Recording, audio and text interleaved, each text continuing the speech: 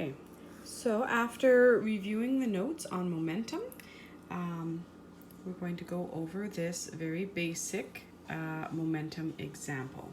So it tells us to calculate the momentum of a 250-gram ball as it hits a bat when traveling at 65 kilometers per hour. So I'm just going to start by stating what I am given. I have my mass and I have a velocity.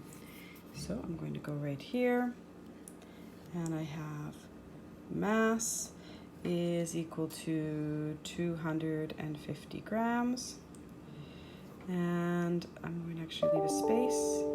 Velocity is equal to 65 kilometers per hour.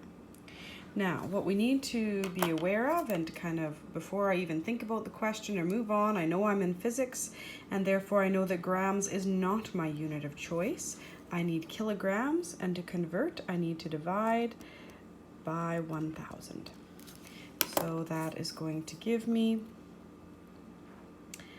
0.25 kilograms. Okay. And I also need to recognize that kilometers per hour are not my unit of choice for velocity either. And I need meters per second. And the conversion factor for that, I'm not going to go through how we know that, but the conversion factor is to divide by 3.6. And if I do that, I will get meters per second. And you would think that after doing however many of these videos, that I would have a calculator ready, but no. Okay, here we go. So I'm just going to go on to the calculator. I'm going to go 65 divided by 3.6, and I'm just going to keep that at 18. So I'm going to write that down right here as being 18, meters per second. Okay.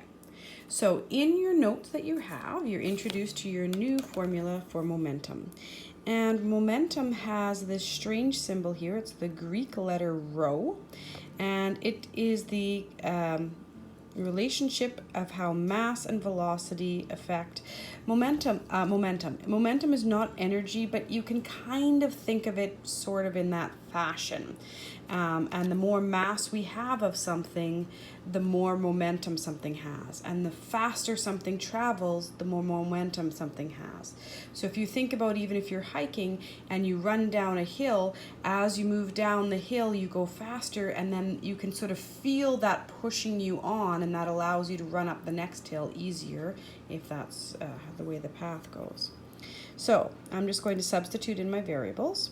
My mass I have is 0.25 kilograms, so I'm going to substitute that in, just 0.25. And my velocity is 18 meters per second, so I'll put in my 18. So